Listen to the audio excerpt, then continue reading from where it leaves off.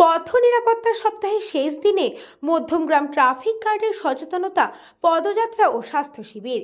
পথ নিরাপত্তার শেষ দিনে একটি র্যালির মধ্যে দিয়ে শুভ সূচনা করল বারাসাত পুলিশ জেলার পুলিশ প্রশাসন, যেখানে পুলিশ সুপার থেকে অতিরিক্ত পুলিশ সুপার, এসডিপিওডি, এসপি, ট্রাফিক সহ সকল পুলিশ আধিকারিকরাই পায়ে হেঁটে সচেতনতা বার্তা দিলেন। এদিন পথ নিরাপত্তা সপ্তাহ পালনের শেষ দিনে রাস্তায় হেলমেট না পরে চলা বাইক চালকদের দাঁড় করিয়ে হেলমেট দেওয়ার সাথে সাথে তাদেরকে ফাইনও করা হলো। এদিন মধ্যমগ্রাম ট্রাফিক গার্ডের তরফে পথ নিরাপত্তা উপলক্ষে মধ্যমগ্রাম চৌমাথায় একটি অভিনব স্বাস্থ্য সচেতনতা শিবিরের আয়োজন করা হয়, যেখানে ভারী যানবাহন চালানোর ক্ষেত্রে পায়ের বিশেষ ভূমিকা থাকে, তাতেই প্রয়োজন হয় শক্তিরও। তাই বোন মেরু টেস্টেরও বন্দোবস্ত করা হয়েছিল এই দিন। এরই পাশাপাশি প্রেশার, সুগার, ইসিজি থেকে চোখের পরীক্ষা, দৃষ্টিশক্তি পরীক্ষারও ব্যবস্থা করা হয়েছিল মধ্যমগ্রাম চৌমাথা এলাকায়। ডিপার্টমেন্ট সঙ্গে district administration and police administration road safety week celebrate করছে।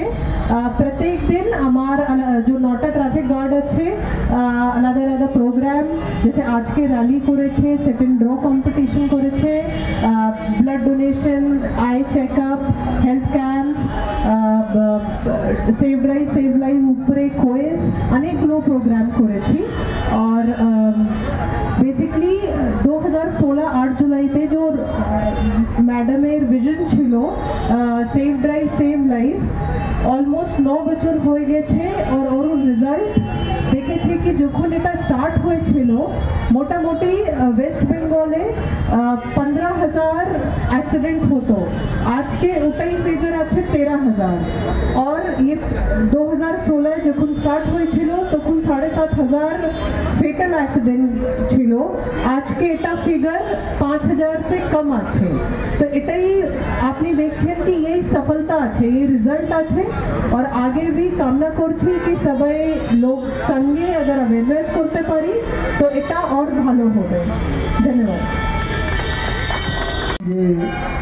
জেলা পুলিশের পক্ষ থেকে 27 তারিখ থেকে 31 তারিখ অবধি যে পথ নিরাপত্তা সপ্তাহ চলছে তারই একটা পার্ট আজকে এখানে মধ্যমগ্রাম ট্রাফিক অ্যারেঞ্জমেন্ট করেছে। এখানে উপস্থিত আছেন আমাদের জেলার এসপি ম্যাডাম, অ্যাডিশনাল এসপি আছেন, আমাদের অ্যাডিশনাল এসপি আরেকজন আছেন, এসডিপিও সাহেব আছেন, আমাদের আছেন আইসি সাহেব আছেন, সবাই আছেন। আসলে বিষয়টা হচ্ছে যে মধ্যমগ্রাম চৌমাথা, মধ্যমগ্রাম শহরটা এখন একটা গ্রোয়িং সিটি। খুব স্বাভাবিকভাবে সেইখানে গাড়ি ঘোড়ার আধিক্য অনেক বেড়ে গেছে, যার ফলে একটা তো সমস্ত জিনিসের একটা প্ল্যানিং থাকে।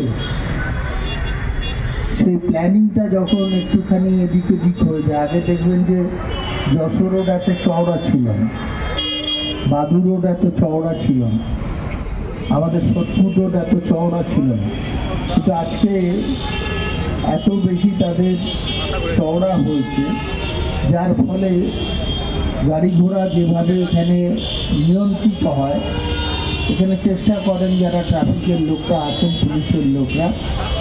কিন্তু সমস্যা হচ্ছে যে অন্য জায়গায় যে এই যে আমাদের এখানে একটা ভূগর্ভস্থ পথ আছে, আন্ডারগ্রাউন্ড বাইপাস, এটা আমি একটু অনুরোধ করব যারা ট্রাফিকের আছেন, শুধু মাইকে বললে অ্যাওয়্যার করলে সব হবে না, একটু কিছু ব্যবস্থা নিতে হয়। যে মানুষকে বলতে হবে যে নিজের নিরাপত্তাটাও সংগঠিত করতে গেলে যদি আন্ডারপাসটা ব্যবহার করেন তাহলে অনেক কিছু কমে যায়। ব্যুরো রিপোর্ট, নিউজ বঙ্গ টাইম।